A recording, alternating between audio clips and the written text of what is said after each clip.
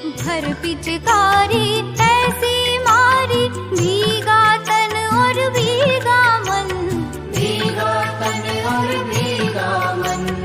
नया नया क्या रंग चढ़ाया, नया नया क्या रंग चढ़ाया। ओ प्यारे प्यारे साजन, मुरली के द्वारा ज्ञान का अमृत, मुरली के द्वारा ज्ञान का अमृत हमें दिया भर भर प्याला। रंग डाला आपने ऐसा, प्रेम का ऐसा रंग डाला। प्यारे प्रभु हम हुए आपके, कर दिया प्यार में मतवाला। प्यारे प्रभु हम हुए आपके, कर दिया प्यार में मतवाला। रंग डाला। ओम शांति। Good morning. 7 मार्च 2023 प्रातः मुरली। आज के दिन होली के पावन पर्व पर सभी को बहुत बहुत हार्दिक बधाई, शुभकामनाएं। मीठे प्यारे बाबा के मधुर शिक्षाएं। मीठे बच्चे विजयी रत्न बनने के लिए जीते जी मरकर देही अभिमानी बन, बाप के गले का हार बनने का पुरुषार्थ करो। आज का प्रश्न, स्वदर्शन चक्र का राज स्पष्ट होते हुए भी बच्चों में धारणा नंबरवार होती है, क्यों? उत्तर, क्योंकि यह ड्रामा बहुत कायदे अनुसार बना हुआ है। ब्राह्मण ही 84 जन्म को समझकर याद कर सकते हैं, लेकिन माया ब्राह्मणों को ही याद में विघ्न डालती है, घड़ी घड़ी योग तोड़ देती है। अगर एक समान धारणा हो जाए, सब सहज पास हो जाए, तो लाखों की माला बन जाए। इसलिए राजधानी स्थापन होने के कारण नंबरवार धारणा होती है। गीत, मरना तेरी गली में, जीना तेरी गली में। ओम शांति। बच्चों ने गीत सुना, यह है मरजीवा पने का जन्म। मनुष्य जब शरीर छोड़ते हैं तो दुनिया मिट जाती है, आत्मा अलग हो जाती है, तो न मामा न चाचा कुछ भी नहीं रहते। कहा जाता है यह मर गया, अर्थात आत्मा जाकर परमात्मा से मिली। वास्तव में कोई जाते नहीं है, परंतु मनुष्य समझते हैं आत्मा वापिस गई या ज्योति ज्योत में समाई। अब बाप बैठ समझाते हैं, यह तो बच्चे जानते हैं आत्मा को पुनर्जन्म लेना ही होता है।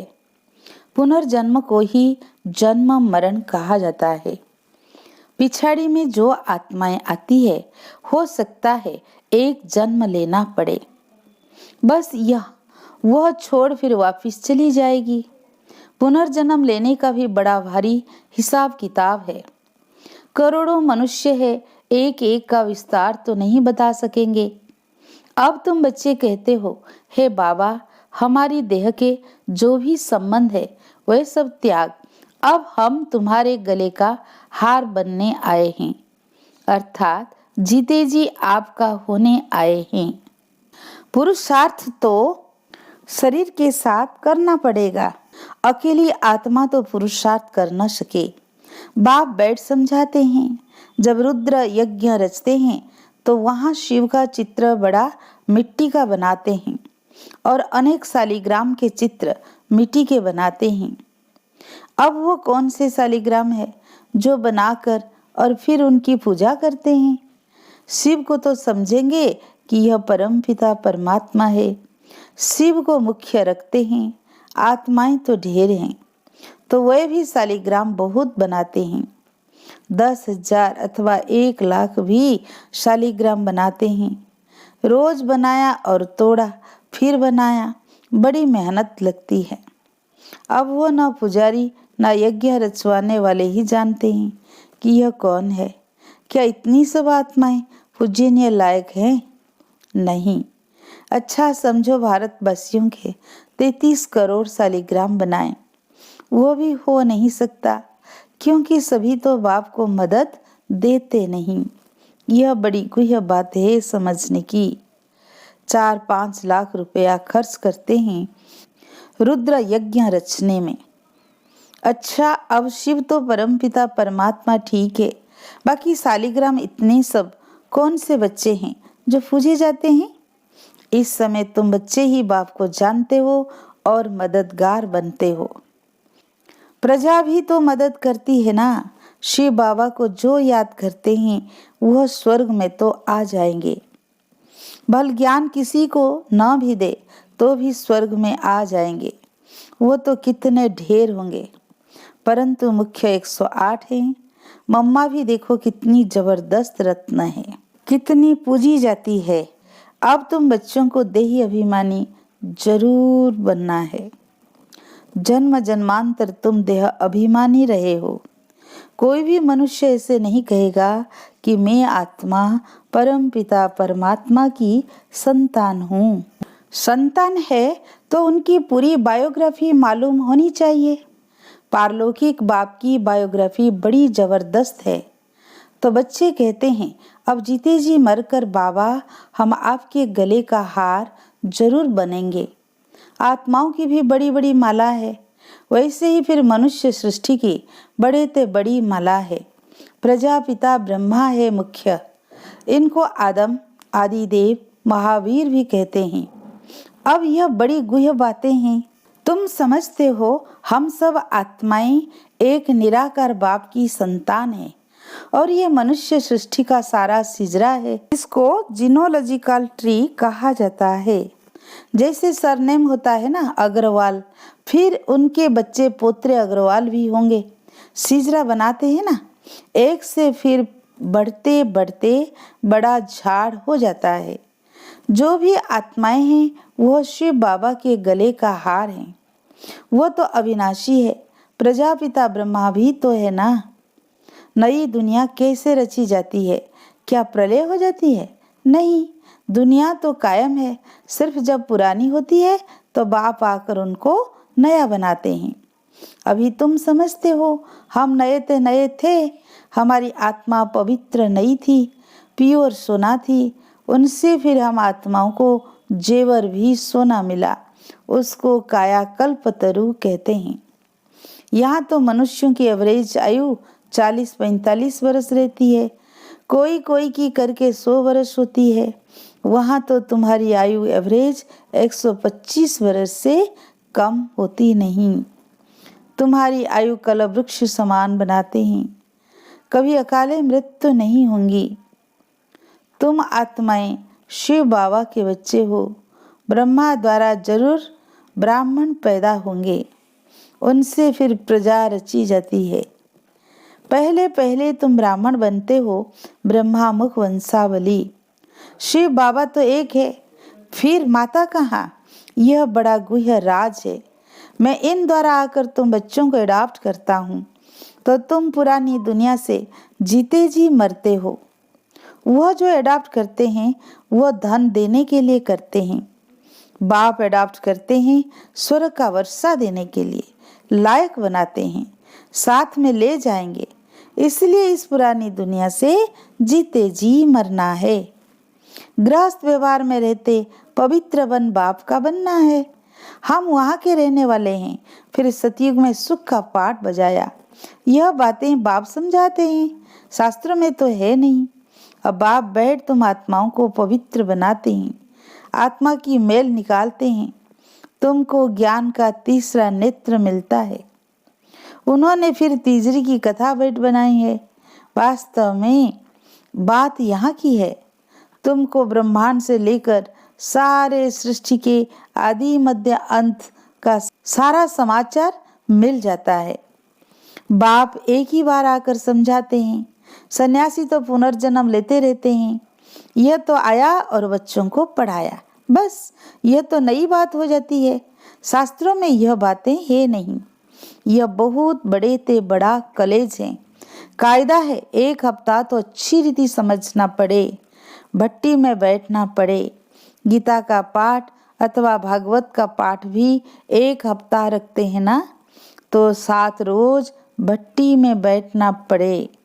भिखारी तो सभी हैं, बल सन्यासी घरबार छोड़ निर्विकारी बनते हैं, फिर भी जन्म विकार से लेकर फिर निर्विकारी बनने के लिए संन्यास करते हैं।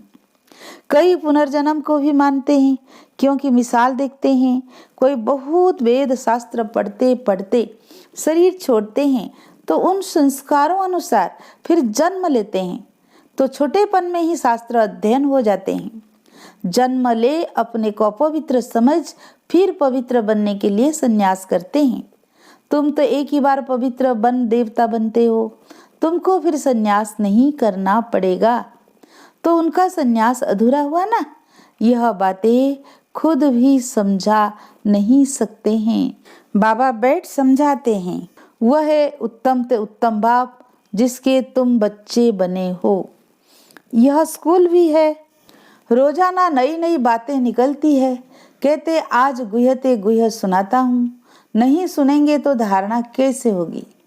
आप बाप बैठ समझाते हैं, तुम मेरे बने हो तो शरीर का भान छोड़ो, मैं गाइड बन आया हूँ वापिस ले जाने। तुम हो पांडव संप्रदाय, वह जिस्मानी पंडे हैं, तुम रूहानी पंडे हो। वह जिस्मानी यात्रा पर ले जाते हैं, तुम्हारी है रूहानी यात्रा। उन्होंने तो पांडवों को हथियार दे युद्ध के मैदान में दिखाया है। अभी तुम बच्चों में भी ताकत चाहिए, बहुत होते जाएंगे तो फिर ताकत भी बढ़ती जाएगी। तो बाप बैठ समझाते हैं कि मैंने तुमको गोद में लिया है इस ब्रह्मा द्वारा, इसलिए इनको मात पिता कहा जाता है। यह तो सब कहते हैं तुम मात पिता हम बालक तेरे, तुम्हारी कृपा से सुख घने रे। अच्छा, उनको तो गॉड फादर कहा जाता है, गॉड मदर तो नहीं कहा जाता, तो मदर कैसे कहते। मनुष्य फिर जगदम्बा को मदर समझ लेते हैं, परंतु नहीं, उनके भी माता पिता है। उनकी माता भला कौन सी है। यह बड़ी गुह्य बातें हैं। गायन तो है, परंतु सिद्ध कर कौन समझाए। तुम जानते हो यह माता पिता है, पहले है माता। बरोबर तुमको इस ब्रह्मा माता के पास पहले आना पड़े, इसमें प्रवेश कर तुमको अडॉप्ट करता हूँ, इसीलिए यह माता पिता ठहरे। यह बातें कोई शास्त्रों में नहीं है। यह बाप बैठ समझाते हैं कैसे तुम मुख वंशावली बनते हो। मैं ब्रह्मा मुख से तुमको रचता हूँ। कोई राजा है, कहेंगे मुख से तुमको कहता हूँ तुम मेरे हो, यह आत्मा कहती है, परंतु उनको फिर भी माता पिता नहीं कहेंगे। यह बड़ी वंडरफुल बात है। तुम जानते हो हम शिव बाबा के बने हैं, तो यह देह का भान छोड़ना पड़े। अपने को आत्मा और शरीरी समझना मेहनत का काम है। इसको कहा ही जाता है राजयोग और ज्ञान। दोनों अक्षर आते हैं। मनुष्य जब मरते हैं तो उनको कहते हैं राम राम कहो, या गुरु लोग अपना नाम दे देते हैं। गुरु मर जाता है तो फिर उनके बच्चे को गुरु कर देते हैं। यहाँ तो बाप जाएंगे तो सभी को जाना है। यह मृत्यु लोक का अंतिम जन्म है। बाबा हमको अमरलोक में ले जाते हैं, वाया मुक्ति धाम जाना है। यह भी समझाया जाता है जब विनाश होता है तो ये कलयुग का पूर नीचे चला जाता है, सतयुग ऊपर आ जाता है। बाकी कोई समुद्र के अंदर नहीं चले जाते हैं। यहाँ तुम बच्चे सागर के पास आते हो रिफ्रेश होने। यहाँ तुम सन्मुख ज्ञान डांस देखते हो, दिखाते हैं। गोप गोपियों ने कृष्ण को डांस कराई। यह बात इस संगम समय की है। चात्रक बच्चों के सामने बाप की मुरली चलती है। बच्चों को भी सीखना पड़े, फिर जो जितना सीखे। समझाना है बेहद के बाप से स्वर्ग का वर्षा लो। हे भगवान कहते हो, वो तो है रचयिता, जरूर स्वर्ग ही रचेंगे। यह एक ही बाप है जो स्वर्ग रचते हैं, वो फिर आधा कल्प चलता है। बाबा तुम्हें कितने राज समझाते हैं। बच्चों को मेहनत कर धारणा करनी है। सुदर्शन चक्र का राज भी बाबा ने कितना साफ बताया है। 84 जन्मों के चक्र को ब्राह्मण ही याद कर सकते हैं। यह है बुद्धि का योग लगाकर चक्र को याद करना। परंतु माया घड़ी घड़ी योग तोड़ देती है, विघ्न डालती है। सहज हो तो फिर सब पास कर ले, लाखों की माला बन जाए। यह तो ड्रामा ही कायदे अनुसार है। मुख्य है 8, उनमें फर्क नहीं पड़ सकता। त्रेता के अंत में जितने प्रिंस प्रिंसेस हैं सभी मिलकर जरूर यहाँ ही पढ़ते होंगे। प्रजा भी पढ़ती होगी, यहाँ ही किंगडम स्थापन होती है। बाप ही किंगडम स्थापन करते हैं और कोई प्रिसेप्टर किंगडम नहीं स्थापन करते। यही बड़ा वंडरफुल राज है। सतयुग में लक्ष्मी नारायण का राज्य कहाँ से आया? कलयुग में तो राजा ही है नहीं, अनेक धर्म है, भारतवासी कंगाल है। कलयुग की रात पूरी हो, दिन शुरू हुआ और बादशाही चली। ये क्या हुआ? अल्लाह अव्वल दिन का खेल दिखाते हैं ना, तो कारून के खजाने निकल आते हैं। तुम सेकंड में दिव्य दृष्टि से वैकुंठ देख आते हो। अच्छा, माता पिता बाप दादा बच्चे सारी फैमिली इकट्ठी बैठी है। मीठे मीठे सिक्की लदे बच्चों प्रति माता पिता बाप दादा का याद प्यार और गुड मॉर्निंग। रूहानी बाप की रूहानी बच्चों को नमस्ते। हम रूहानी बच्चों की रूहानी बाप दादा को याद प्यार, गुड मॉर्निंग, नमस्ते नमस्ते।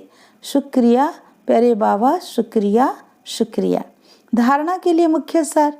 फर्स्ट पॉइंट, बाप समान सभी को रिफ्रेश करने की सेवा करनी है। चात्रक बन ज्ञान डांस करनी और करानी है। सेकेंड पॉइंट, इस शरीर का भान छोड़ पुरानी दुनिया से जीते जी मरना है। अशरीरी रहने का अभ्यास करना है। स्वयं को स्वर्ग के वर्षे का लायक भी बनाना है। आज का वरदान, होली के अर्थ स्वरूप में स्थित हो सच्ची होली मनाने वाले हाईएस्ट होलीएस्ट भव। होली अर्थात जो कुछ हुआ वह हो गया, हो लिया। जो सीन हुई हो ली अर्थात बीत गई। बीती को बीती करने के लिए सदा ड्रामा की ढाल को यूज करो। होली का रंग पक्का तभी लगता है जब हर वक्त याद रहता कि होली, जो बीता हो गया। वह कभी ड्रामा की कोई भी सीन देखते क्यों, क्या, कैसे, इन प्रश्नों में उलझते नहीं। सदा ज्ञान मंथन कर अपनी होलीएस्ट और हाईएस्ट स्टेज बना लेते हैं। स्लोगन, सबसे बड़े धनवान वह हैं जिनके पास पवित्रता का सर्वश्रेष्ठ खजाना है।